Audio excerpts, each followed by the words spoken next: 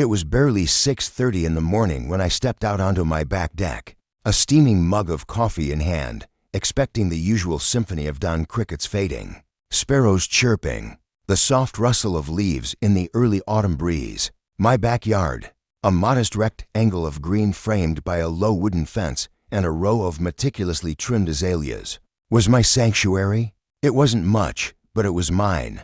I'd spent 3 years turning a patchy lawn into a small oasis, a stone patio with a fire pit, a vegetable garden that actually produced tomatoes worth eating, and a hammock strung between two oaks where I could read without the world interrupting. This was my place to breathe.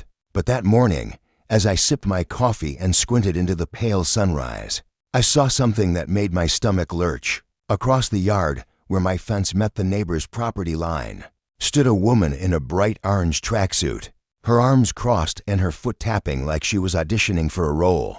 As an impatient drill sergeant, she was directing two men in work vests, one holding a shovel, the other a chainsaw. A flatbed truck idled in the cul-de-sac behind her, loaded with what looked like rolls of sod and stacks of wooden stakes. I blinked, thinking maybe the coffee hadn't kicked in yet, but Nathis was real. The woman was Claudia, the self-appointed queen of the Willow Creek Homeowners Association, and she was pointing at my azaleas like they'd personally offended her. I set my mug down on the deck railing and walked across the grass, my slippers dampening with dew. My dog, Baxter weary, 70-pound shepherd mix with a bark that could wake the dead, was already at the glass door, hackles up, sensing something was off. I shushed him and approached the scene. Claudia spotted me and flashed a smile so tight it looked like her face was practicing for the grumpy cat audition.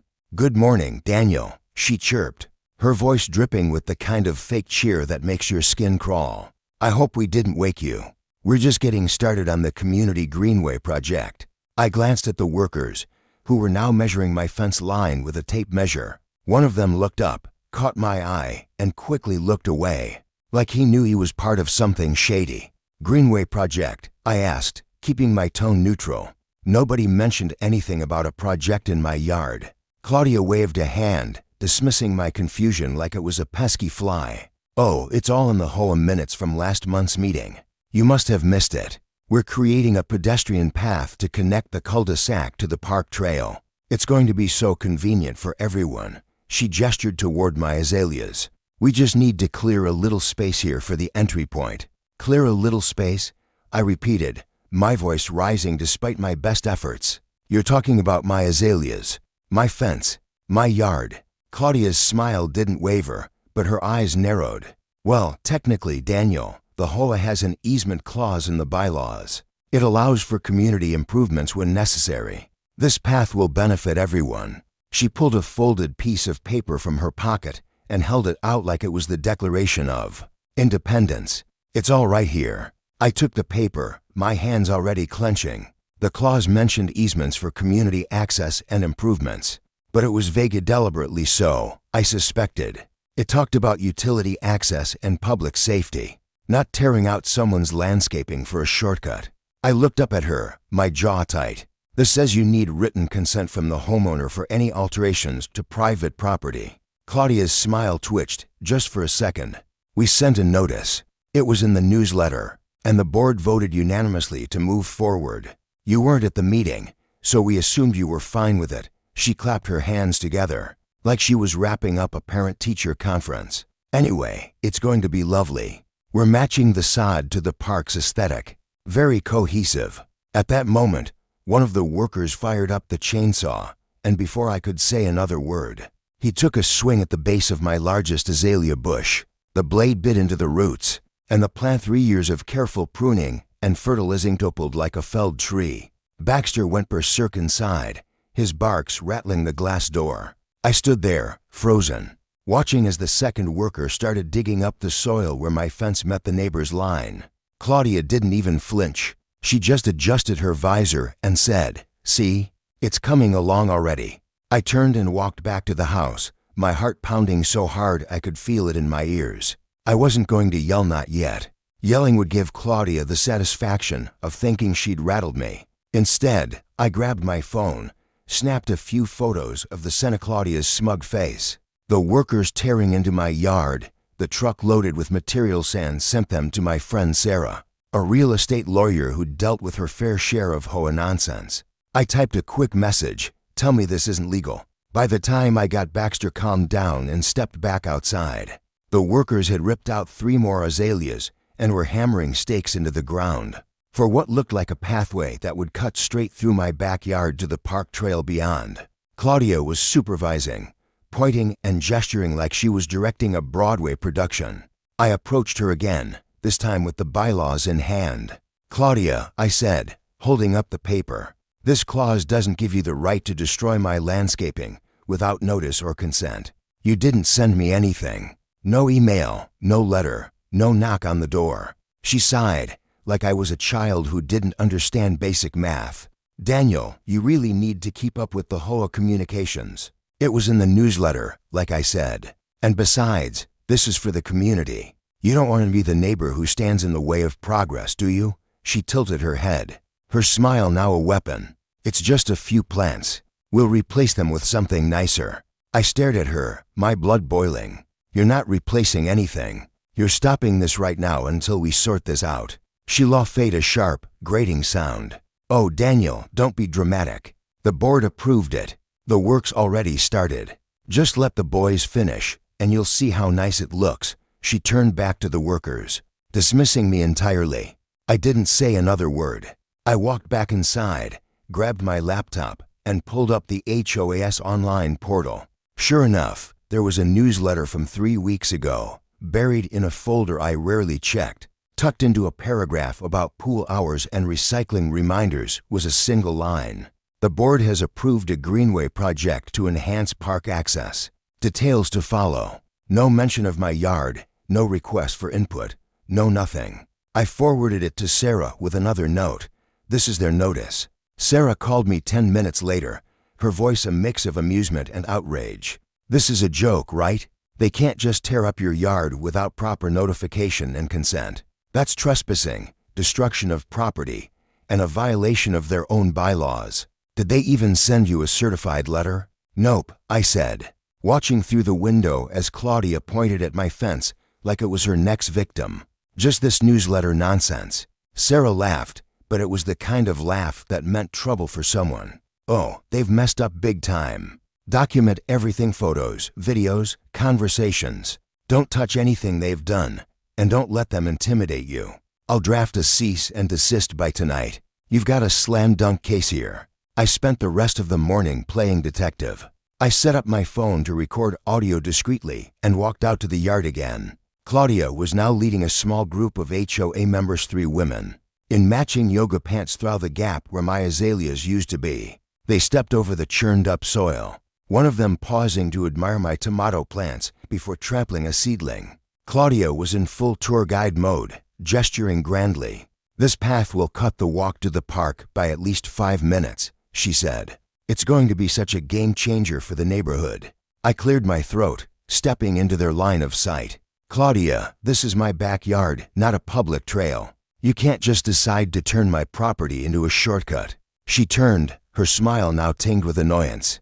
"Daniel, we're not taking your yard. We're enhancing accessibility. It's for the greater good. You'll thank us when it's done." One of the yoga pant women nodded enthusiastically. "It's so neighborly of you to share your space like this." I forced a smile, my phone recording every word. I didn't agree to share anything, and I'm pretty sure the law doesn't consider my backyard a public park.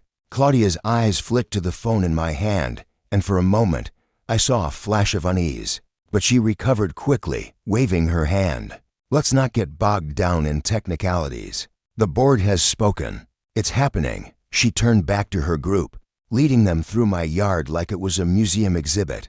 I didn't follow. I didn't need to.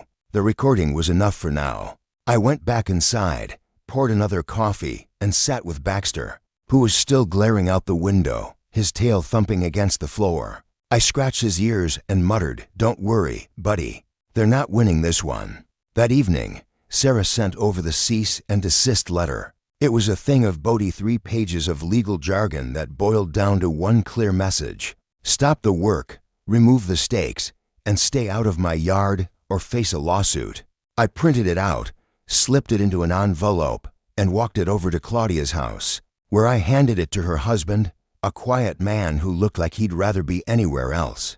He took the envelope without a word and closed the door. The next morning, I woke to find the work had stopped. The truck was gone, the workers nowhere in sight, but the damage was done. Half my azaleas were gone, the soil was a mess, and a row of wooden stakes marked the path Claudia had envisioned. I took more photos, sent them to Sarah, and waited. I knew Claudia wasn't the type to back down. People like her don't admit defeat, they escalate. Sure enough, by noon, I had an email from the HOA. It was a formal notice accusing me of obstructing a community improvement project and threatening fines if I didn't allow the work to continue.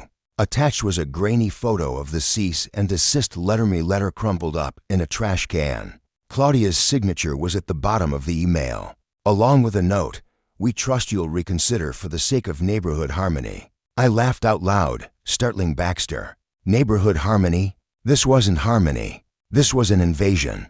Claudia had taken a sledgehammer to my boundaries, both literal and figurative, and now she was daring me to fight back. I forwarded the email to Sarah, who replied within minutes, "She's digging her own grave. Keep documenting. We'll hit them with a formal complaint next." That afternoon, I noticed neighbors slowing down as they passed my yard, some whispering, others pointing at the churned-up soil and missing azaleas. One of them, an older woman named Ellen who lived 2 houses down, stopped to chat. "Claudia's been talking about this greenway for months," she said, shaking her head. "Told me it was going to unify the neighborhood. I didn't know it meant tearing up your yard." "She didn't ask me," I said. "Just showed up with a chainsaw." Ellen sighed. "That's Claudia. She's been running this hoe like it's her personal kingdom for years. Last summer, she tried to fine me for planting tulips that weren't on the approved color list." "You're not the first, Daniel." I nodded, filing that away. Claudia wasn't just my problem, she was the neighborhood's problem. And that gave me an idea. If I was going to fight this, I needed allies. Not just Sarah's legal expertise, but people who'd seen Claudia's tactics before. People who might be willing to speak up. That night, I sat on the deck with Baxter, staring at the mess that used to be my azalea bed.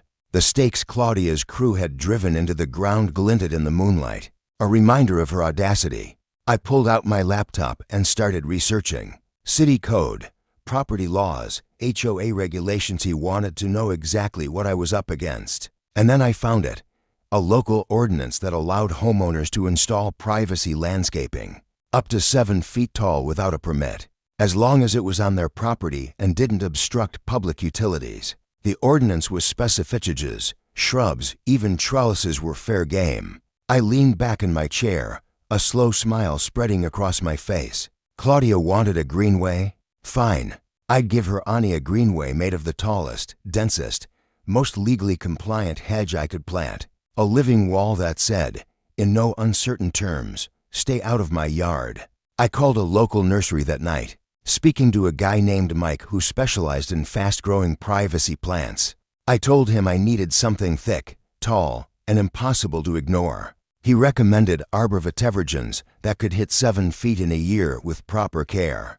I ordered enough to cover the entire length of my fence line, plus a few extra for good measure. "When do you want them delivered?" Mike asked. "Tomorrow," I said, "and I need a crew to plant them. Can you do it in 1 day?" He paused, probably wondering if I was planning a botanical fortress. "It'll cost extra, but yeah, we can make it happen." "Name your price," I said. I didn't care about the cost. This was about principle. The next morning, I woke to the sound of Claudia's voice outside. She was back, this time with a new worker, a surveyor. By the looks of it, taking measurements along my fence. I grabbed my phone, started recording, and stepped outside. "Morning, Claudia," I said, keeping my tone light. "What's this about?" She didn't even look at me. "Just making sure the path aligns with the park trail. We'll resume work once this little misunderstanding is cleared up." "Misunderstanding," I said, holding up my phone so she could see I was recording. "You mean the part where you destroyed my azaleas without permission?" Her eyes flicked to the phone, and her smile faltered. "Daniel, let's not make this personal. The board has approved this project. It's happening." I didn't respond. I just kept recording as she and the surveyor paced my yard. pointing and measuring like they owned the place. When they finally left, I sent the video to Sarah, who texted back, "She's delusional. Keep the footage. We'll use it." By noon, the nursery truck arrived. Mike and his crew, 4 guys with shovels, mulch, and a flatbed stack with arborvitae pulled into my driveway. I showed them the fence line, explained the plan, and told them to work fast. I wanted the hedge in place before Claudia could pull another stunt.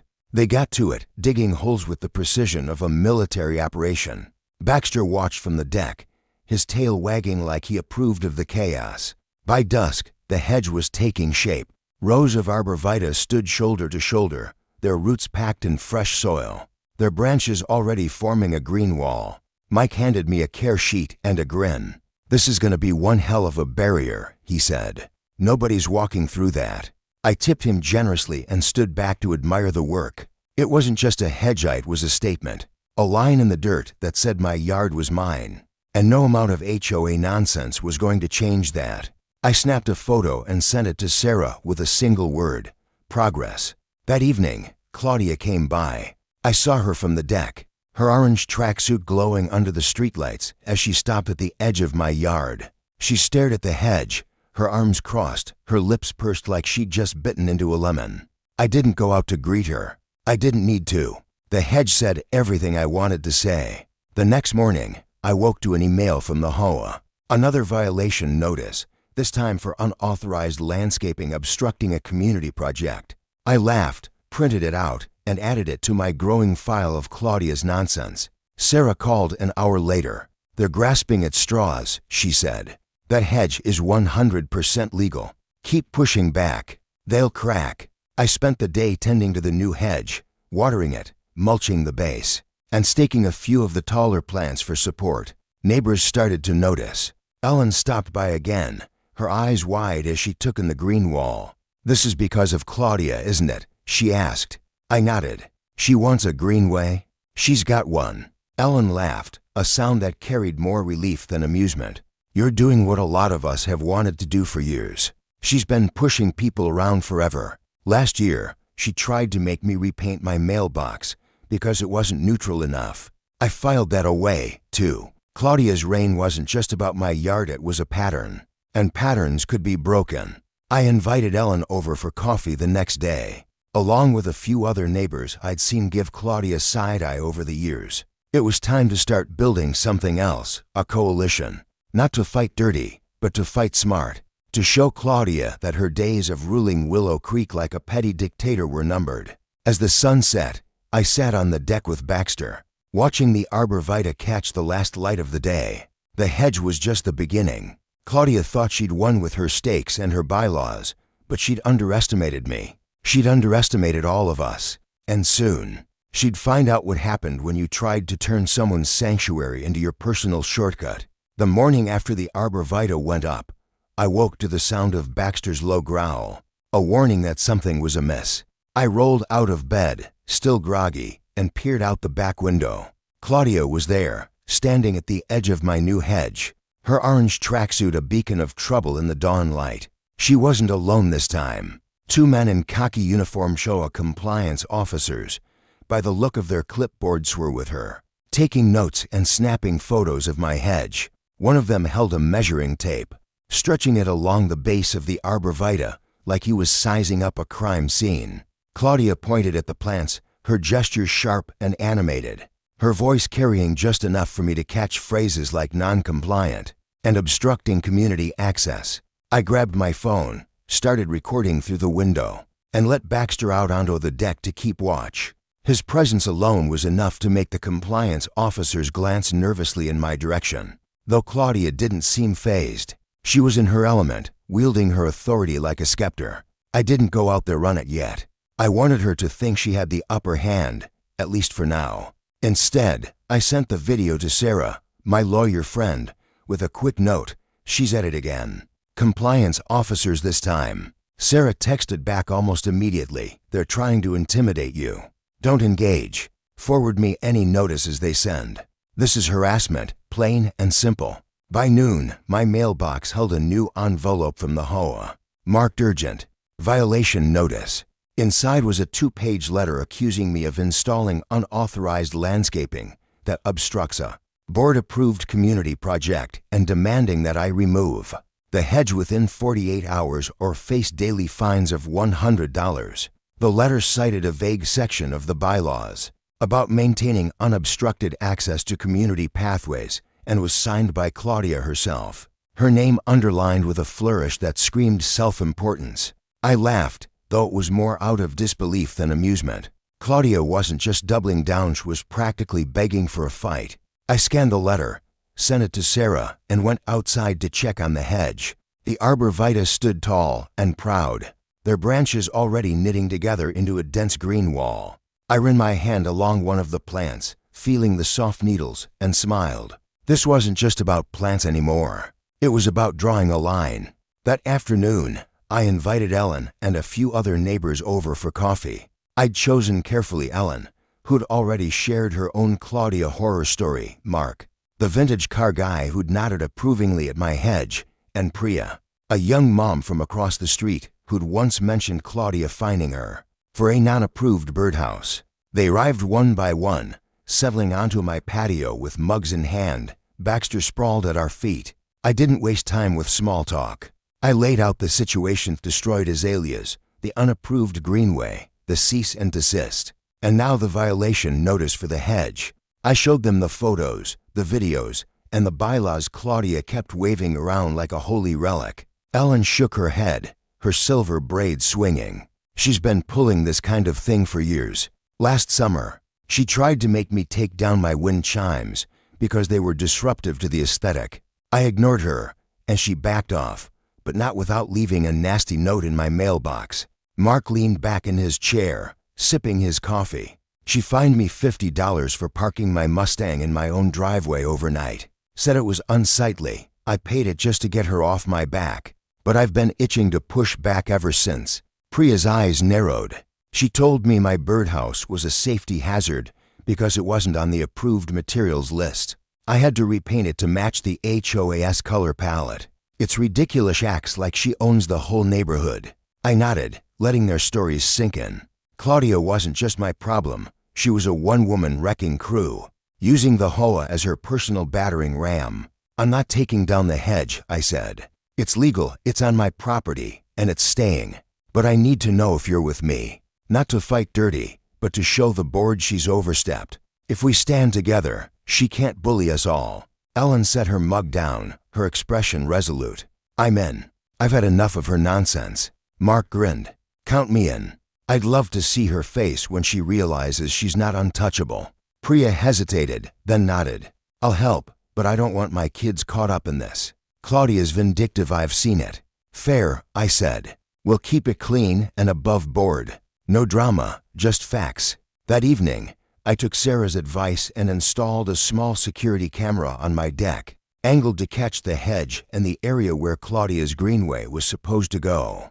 I wasn't taking any chances. If Claudia tried to pull another stunt, I'd have it on tape. Sure enough, the next morning, I caught her on camera, sneaking around the hedge with a pair of pruning shears. She didn't cut anything yet, but she poked at the branches, testing their density. Muttering to herself, Baxter growled from the deck, and she scurried off, but not before I saved the footage. I sent it to Sarah with a single word: vandalism. Sarah called me an hour later, her voice crackling with excitement. This is gold, Daniel. She's on your property, messing with your plants. That's trespassing and attempted property damage. If she cuts so much as a leaf, we've got her. I spent the day reinforcing the hedge, adding stakes and twine to stabilize the plants and make it clear they weren't going anywhere. I also printed out a laminated copy of the city ordinance allowing privacy landscaping and taped it to the fence next to the hedge, just in case Claudia or her compliance goons came back.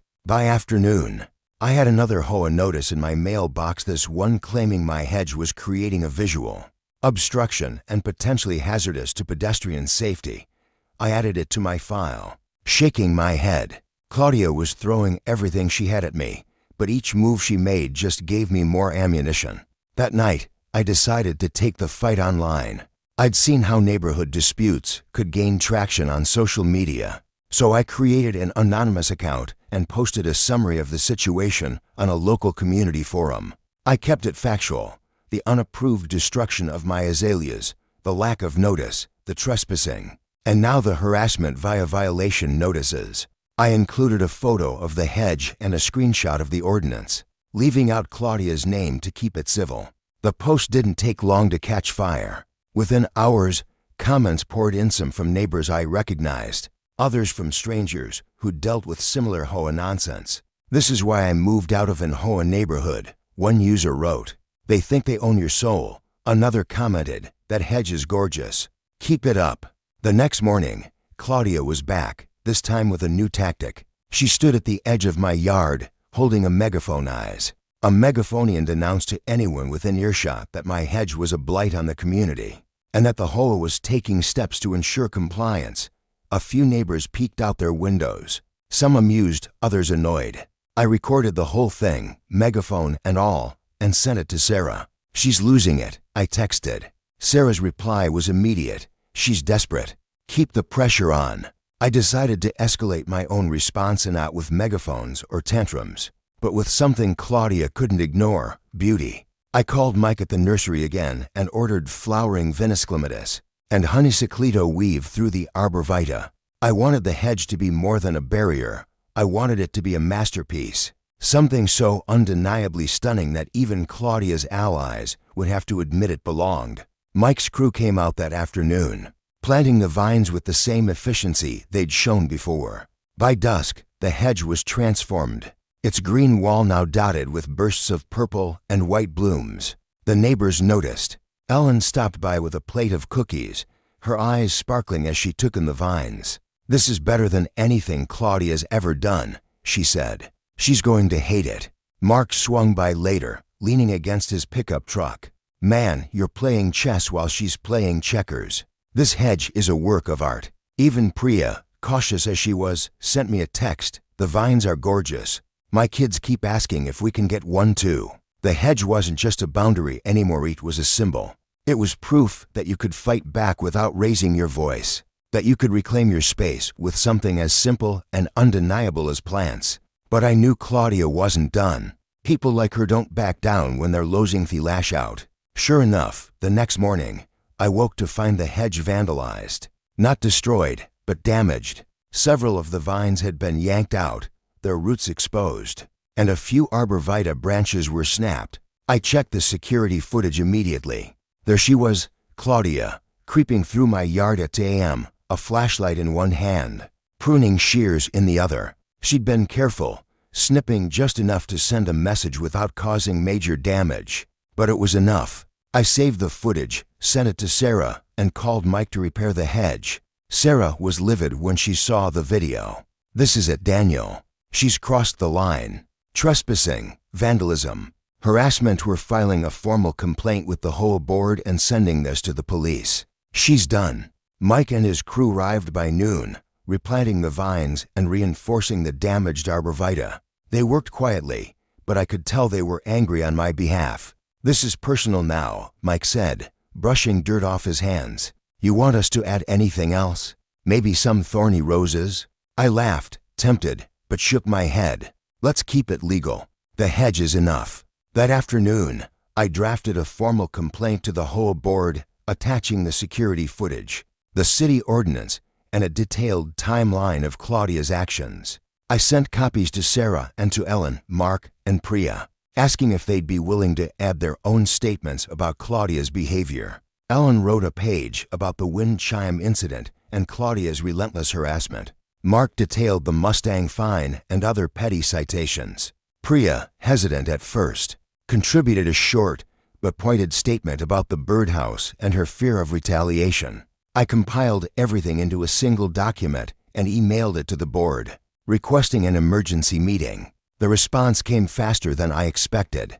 By evening, the HOA president, a quiet man named Tom, who'd always seemed uncomfortable with Claudia's antics, replied that the board would meet in 3 days to review the complaint. He asked me to attend and present my evidence. I agreed, knowing this was my chance to end Claudia's reign of terror once and for all. The next day, Claudia upped the ante. She didn't come to my yard herself this time. Instead, She sent a landscaping crew, claiming they were authorized by the HOA to remove my hedge. I was ready. I met them at the edge of my property with a copy of the cease and desist letter and the city ordinance, my phone recording the entire exchange. The crew leader, a guy named Carlos, looked embarrassed as he read the documents. "We were told this was HOA property," he said, glancing at his work order. "It's not," I said. "This is my yard, and that hedge is legal. You touch it, and you're trespassing." Carlos nodded, clearly uncomfortable. "We'll need to confirm with the client." He called Claudia, who arrived 10 minutes later, her face red with fury. She didn't even look at me, just barked at Carlos to do the job you were hired for. I held up my phone, still recording. "Claudia, you're on camera. You've already vandalized my property once. You want to add hiring a crew to trespass and destroy my hedge to the list?" She froze, her eyes darting to the phone. For the first time, I saw real fear in her expression. She muttered something to Carlos about a miscommunication and told him to pack up. The crew left, and Claudia stormed off without another word. I sent the video to Sarah, who texted back, "She's unraveling. Keep it up." The neighborhood was buzzing now. Word of the hedge, the vandalism, and Claudia's megaphone stunt had spread, and people were starting to talk openly. At the park, I overheard two moms discussing how Claudia had once fined one of them for letting their kids ride scooters on the sidewalk. At the mailbox, I caught a neighbor, an older man named George, chuckling about the hedge. "I saw that thing on the community forum," he said. "You're giving her a run for her money." I smiled but didn't say much. I didn't want to gloat, not yet. The real fight was coming at the HOA meeting, and I needed to be ready. I spent the next 2 days preparing, organizing my evidence into a binder, photos of the destroyed azaleas, videos of Claudia's trespassing and vandalism, the cease and desist letter, the city ordinance, and the neighbors' statements. Sarah helped me draft a presentation, keeping it calm and factual, letting the evidence speak for itself. The night before the meeting, I sat on the deck with Baxter, watching the vines catch the moonlight. The hedge was healing, the new vines already climbing higher, the arborvitae standing firm. It was more than a barrier now, it was a testament to what happened when you stood your ground.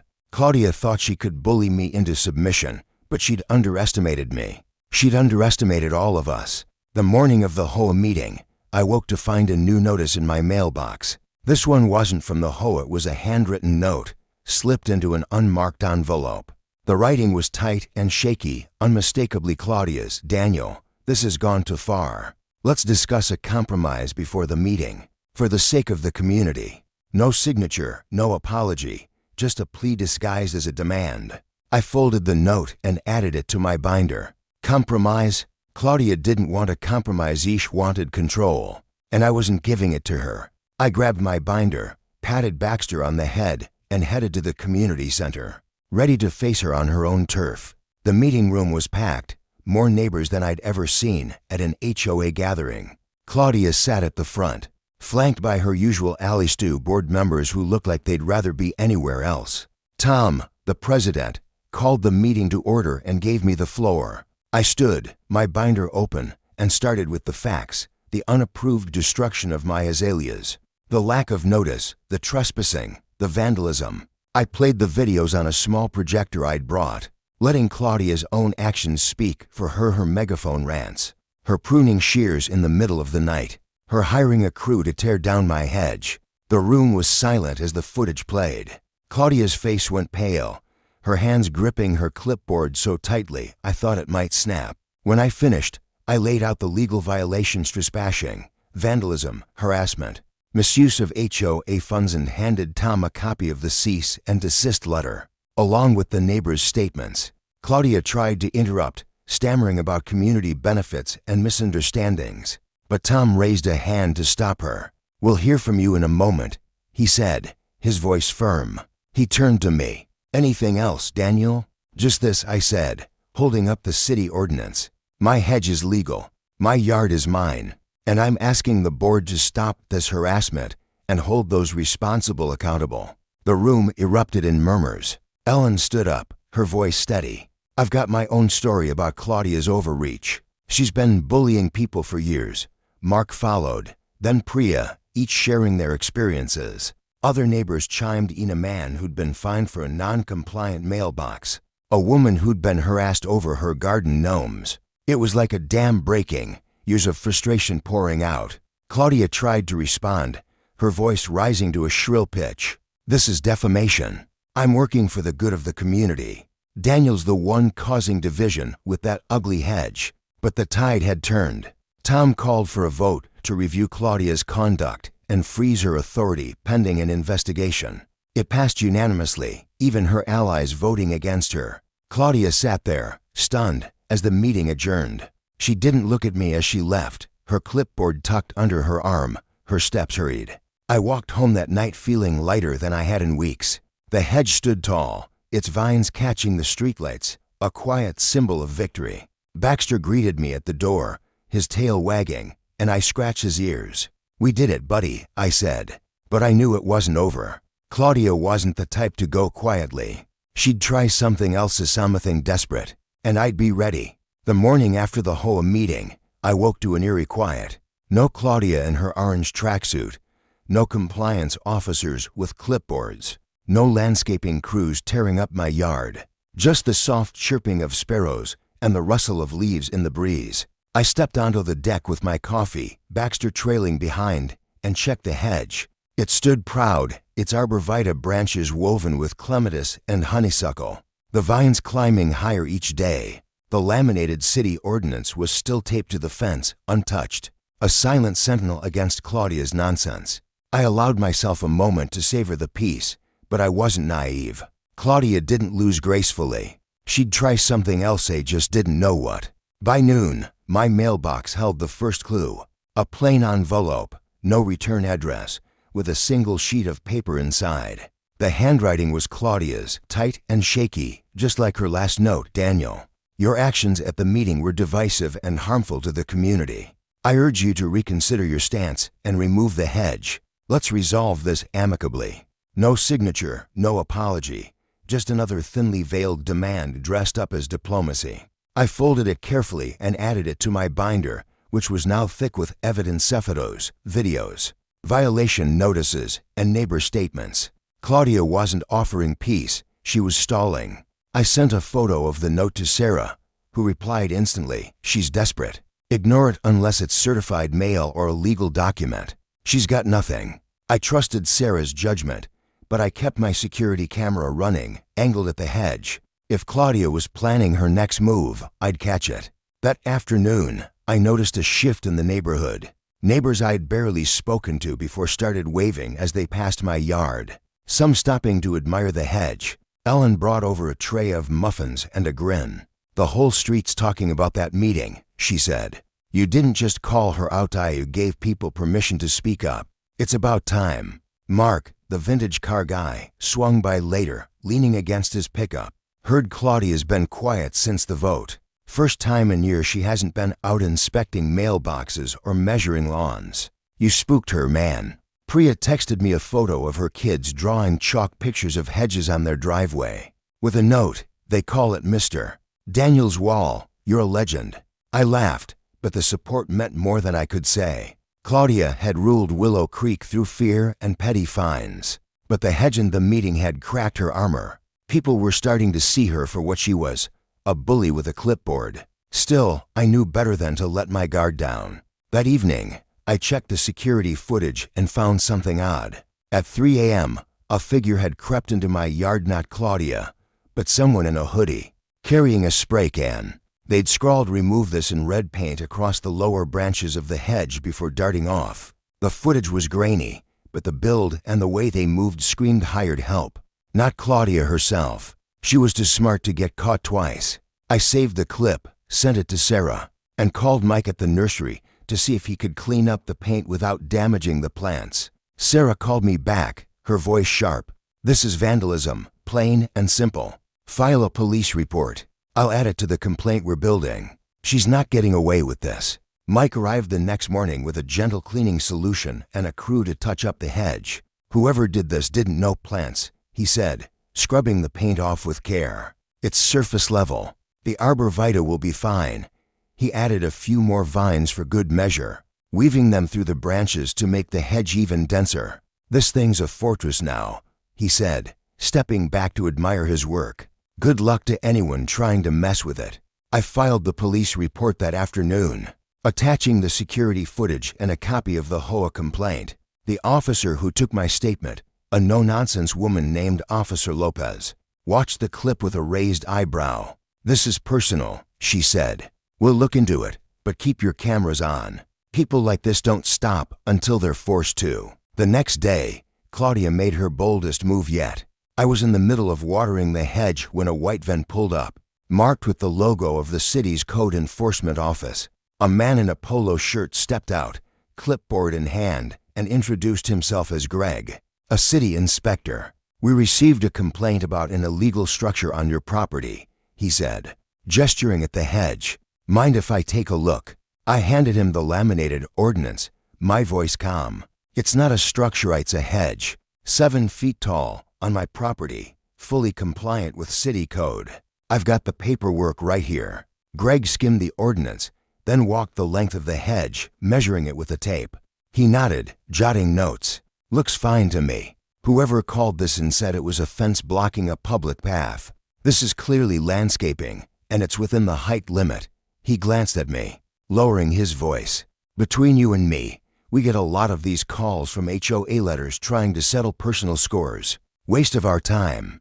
I thanked him and watched him drive off. As soon as he was gone, I texted Sarah. Claudia called city code enforcement. They cleared the hedge. Her reply was a string of laughing emojis and a single word, pathetic. But Claudia wasn't done. That evening, I found a new post on the HOAS online forum, written by an account I didn't recognize, but dripping with Claudia's style. It called me out by name, accusing me of undermining community unity and erecting an eyesore that threatened the aesthetic integrity of Willow Creek. The post included a blurry photo of my hedge, captioned, "This is what selfishness looks like." Comments piled up, some defending me, others echoing the post's outrage. I didn't respond. Instead, I screenshotted it and sent it to Sarah, who added it to our growing file. The next morning, I decided to take the fight publicnet with drama, but with truth. I uploaded the vandalism footage to the same community forum, along with a factual account of Claudia's actions, the unapproved azalea destruction, the trespassing, the megaphone stunts, the hired vandalism. I titled it "The Truth About the Greenway" and kept it anonymous, letting the evidence speak for itself. I included the city ordinance, the cease and desist letter, and a still from the security footage showing the hooded figure with the spray can. I ended the post with a simple question: is this the kind of leadership we want in Willow Creek? The post exploded. By noon, it had hundreds of views and dozens of comments. Neighbors shared their own Claudia stories, fines for unapproved flower pots, citations for leaving trash cans out an hour too long, even a threat to ban a kid's lemonade stand for unauthorized commercial activity. One user, who I suspected was Ellen, wrote, "This isn't about community, it's about control. Time for a change." Another, likely Mark, added, "That hedge is the best thing to happen to this neighborhood in years." Claudia didn't respond online, but she didn't need to. By afternoon, she was back at my hedge, this time with a small entourage of HOA board members and a woman I didn't recognize. Clutching a notepad, they stood at the edge of my yard, whispering and pointing. I grabbed my phone, started recording, and stepped outside. "Something I can help you with, Claudia?" I asked, keeping my tone polite. She spun around, her face a mask of forced calm. "We're just documenting the ongoing violation," she said. "The board is considering legal action to have that hedge removed." I held up my phone, making sure she saw it. "Good luck with that. The city already cleared it. And while we're documenting things, I've got video of you vandalizing my hedge at 2 a.m. Care to explain?" Her entourage froze. The woman with the notepad took a step back, and the board members exchanged glances. Claudia's smile wavered, but she pressed on. "You're spreading lies, Daniel. This is harassment." "Funny," I said, "because I've got a police report that says otherwise, and a formal complaint with the HOA board. You'll be hearing about it at the next meeting." She opened her mouth to respond, but one of the board members, a tired-looking man named Roger, cut her off. "Let's go, Claudia. We'll handle this through proper channels. They left, Claudia trailing behind, her usual swagger replaced by something closer to panic. That evening, I hosted another coffee gathering, this time inviting more neighbors. Ellen, Mark, and Priya were there, joined by George, the older guy who'd chuckled about the hedge, and a young couple, Sam and Tara, who'd recently moved in. I showed them the latest footage, the police report, and the forum post's traction. This isn't just about my yard anymore, I said.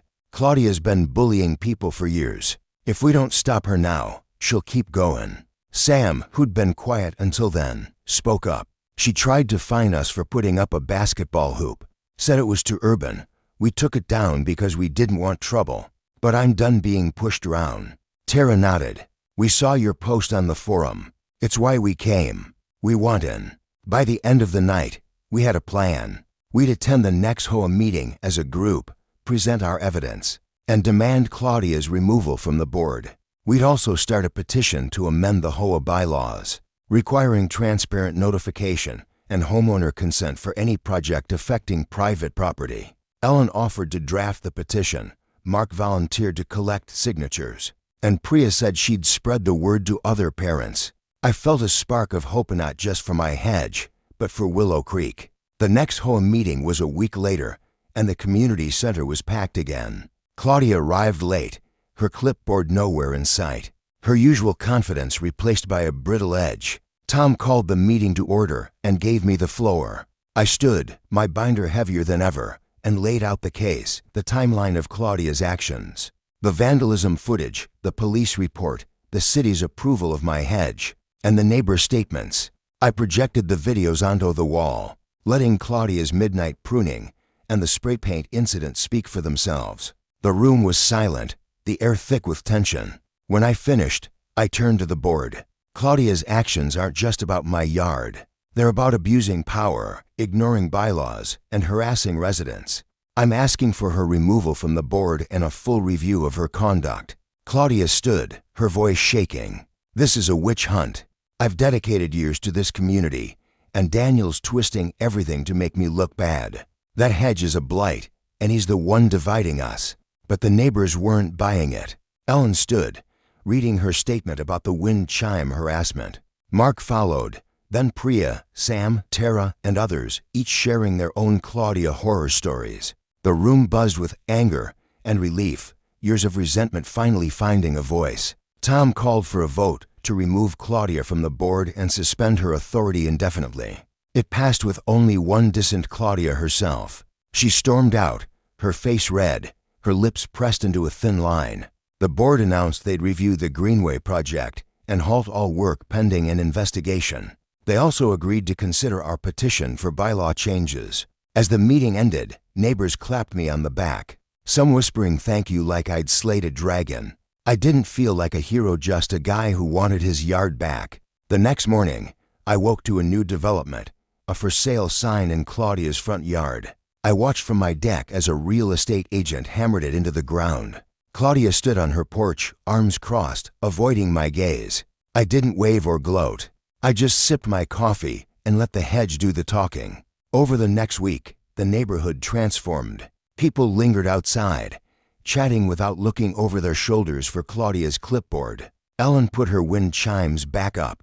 Mark parked his Mustang in his driveway overnight. Priya's kids rebuilt their birdhouse, painting it bright blue. The forum post kept gaining traction, and a local news blog picked up the story, running a piece called The Hedge that took down an HOA tyrant. They used my anonymous footage, keeping names and addresses out of it, but the comments section was a love letter to the hedge. Claudia's house sold quickly to a young family with a golden retriever and a passion for gardening. They stopped by to introduce themselves, bringing a bottle of wine and a question. So, what's the deal with that awesome hedge? I gave them the short version, Claudia's Greenway. My response, her downfall. They laughed, the wife saying, "We're keeping our yard gnome rainbow colored, just in case." Life settled into a new normal. I tended the hedge, now a neighborhood landmark, its vines blooming brighter each week. Neighbors started calling it Daniel's Wall, a nod to its role in reclaiming Willow Creek. At a barbecue I hosted a month later, We projected a slideshow of the saga photos of the destroyed azaleas, the vandalism, the hedge's rise. The laughter was cathartic, a shared release of tension. Ellen raised a glass, toasting to boundaries, green and otherwise. As I sat on the deck that night, Baxter snoring at my feet, I looked at the hedge under the string lights I'd added. It wasn't just a barrier, it was a story, a testament to what happens when you stand your ground. Claudia had underestimated me, thinking I'd roll over like so many others.